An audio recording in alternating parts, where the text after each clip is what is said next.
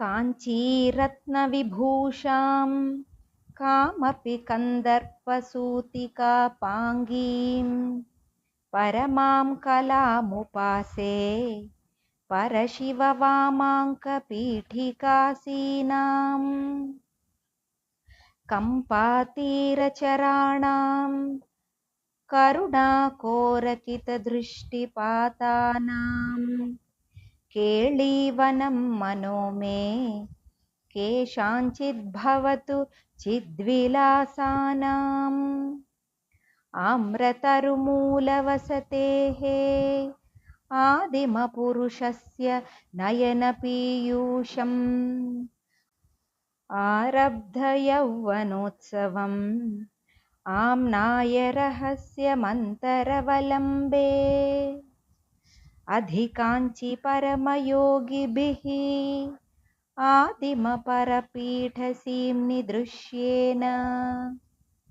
अनुबद्धं मम मानसम् अरुणिमसर्वस्वसम्प्रदायेन अंकितशङ्करदेहाम् अंकुरितोरोजकङ्कणाश्लेषैः अधिकाञ्चि नित्यतरुणीम् अद्राक्षं काञ्चिदद्भुतां बालाम् मधुरधनुषा महीधरजनुषा नन्दामि सुरभिबाणजुषा चिद्वपुषा काञ्चीपुरे केळिजुषा बन्धुजीवकान्तिमुषा मधुरस्मितेन रमते मांसलकुचभारमन्दगमनेन मध्ये काञ्चि मनो मे मनसि जसाम्राज्यगर्वबीजेन धरणिमयीं तरणिमयीं पवनमयीं गगनदहनहोतृमयीम् अम्बुमयीमिन्दुमयीम् अम्बामनुकम्पमादिमामीक्षे